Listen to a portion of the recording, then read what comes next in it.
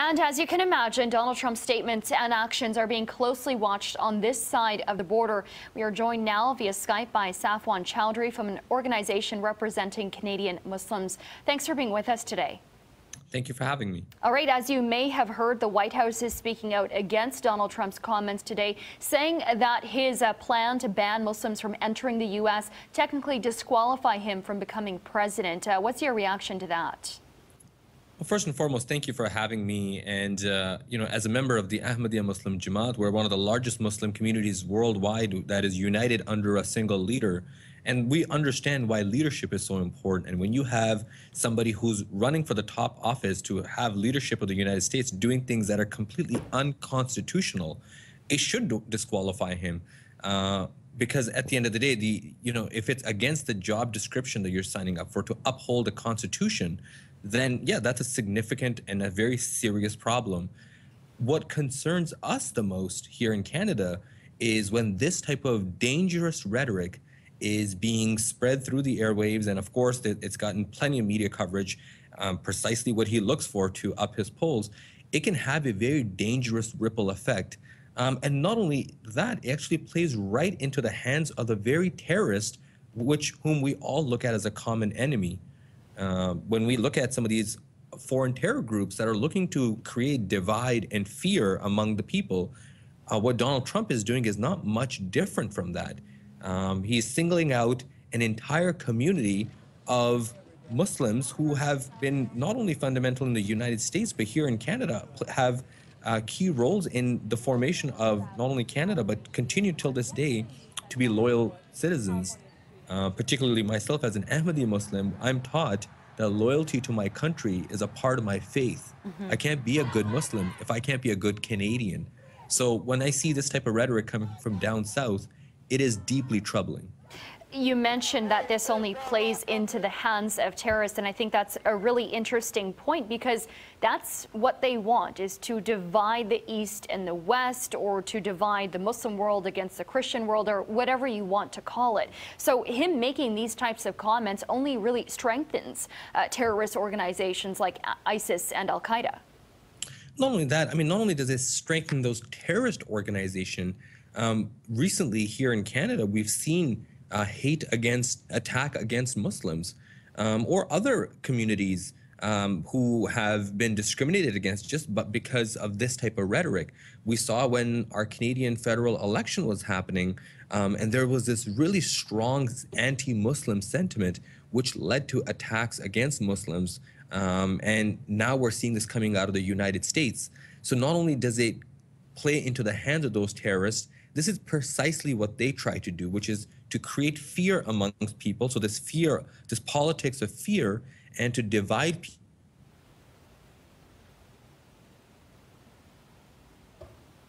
Everyone as a citizen of the country, whether you're an American or you're a Canadian, it becomes a very, very dangerous rhetoric when you have somebody with his type of media coverage basically trying a similar strategy as the various different terror groups. How troubling is it, though, to hear, after he made those comments, people cheering?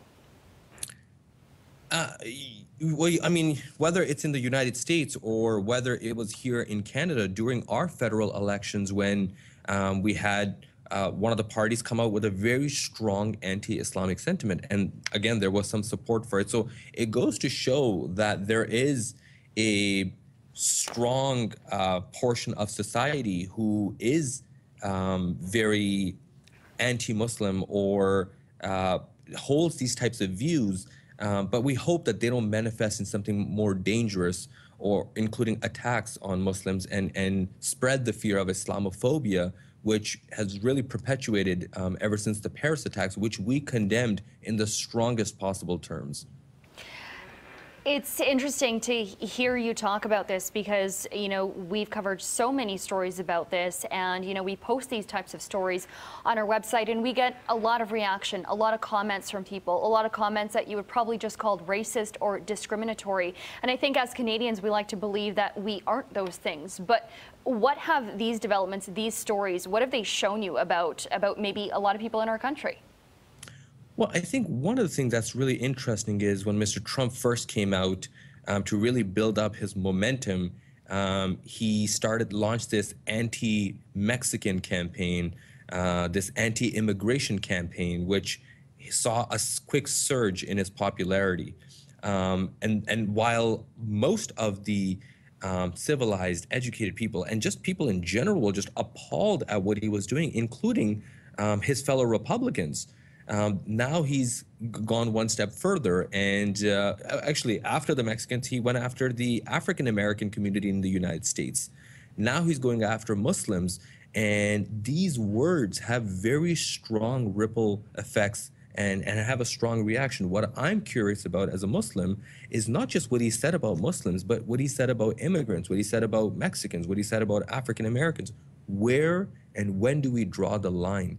When and where is it too far? How deep can politicians go without having any consequences whatsoever?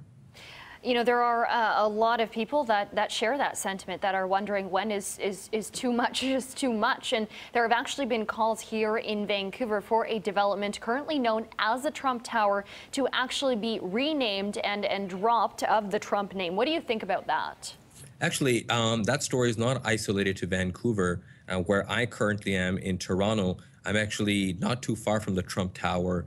And this morning, one of the city councilors here in Toronto has officially put in a proposal to have the name changed. Now, I personally think, look, whether the Trump name changes off the building or not is not necessarily the solution to these types of things. And I don't think that singling out even Donald Trump, it's putting in, when we know, look, this is 2015, we do not, and we should not indulge in these types of politics. You know, this, as we all know, if we know our history, turned out to be a very dangerous thing during World War II, when we saw different head of states or different politicians come out with these very divisive sentiments, and millions of people lost their lives. I really hope that we are able to learn from our history, and whether we change the names of buildings or not is not really the solution to these types of rhetoric and this type of sentiment being shared and applauded. I think that we ought to, just like how Huffington Post did. Huffington Post, well, anything from Donald Trump, it goes into their entertainment section because that's how they treat it, as entertainment.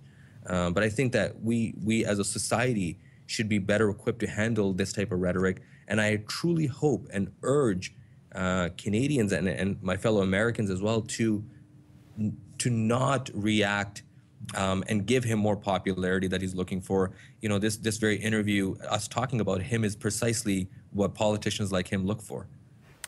Very interesting indeed. That is Safwan Chowdhury from an organization representing Canadian Muslims. Safwan, I want to thank you very much for your time today. Thank you.